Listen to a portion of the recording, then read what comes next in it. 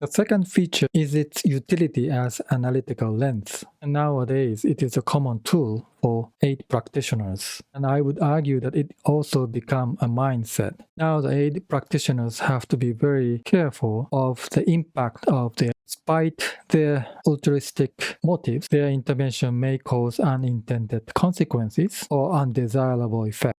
So they use do no harm as a planning tool. Before they intervene and when they're planning their interventions, they have to take into consideration impact or consequences of their intervention. The last one usually carried out by aid practitioners. As I said in the beginning, this approach is known as conflict-sensitive approach. In other words, you have to be aware that you are intervening into a conflict zone. So for aid practitioners, to avoid causing, they have to be sensitive to the situation they are intervening. That is why they place conflict analysis in the center of planning.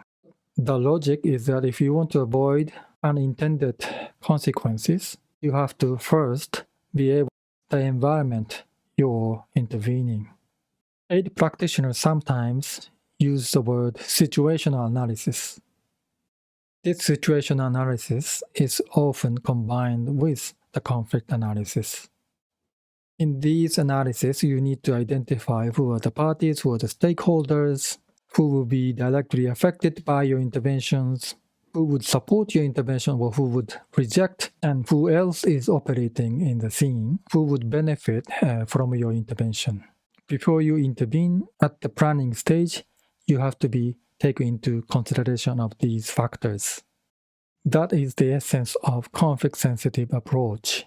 Before we conclude, I would like to highlight some ethical considerations. To summarize the essence of the do no harm approach, your benign or altruistic motives and intervention may cause unintended consequences and undesirable effects. So we assume that there is a negative or undesirable things. And on this point, I would like you to think about undesirable consequences for what? Usually and obviously it's for peace. But what kind of peace are we aiming at? And peace for whom? In other words, undesirable or negative consequences for whom? Example, if you think that peace is absence of violence, perhaps easiest way to stop violence in Myanmar, for example, is ask the demonstrators, stay home, go to work, don't rebel against the military junta. Recognize the authority of the military junta and allow them to control the country. And you may be able to achieve absence of violence. As you can see from the example of Myanmar,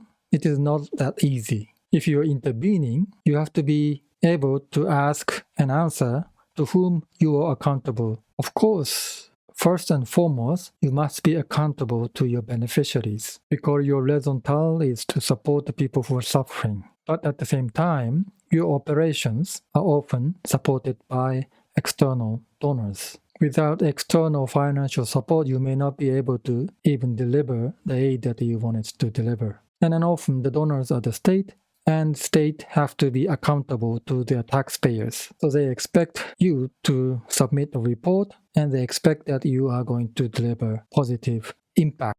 And often you're hired by a certain organization, aid organization like UNHCR or ICRC or NGOs. You are expected to achieve the mission of your organization. If you do not follow the organizational instructions, probably you get fired. Okay, that's it. I hope you have understood the concept of do no harm or the conflict-sensitive approach.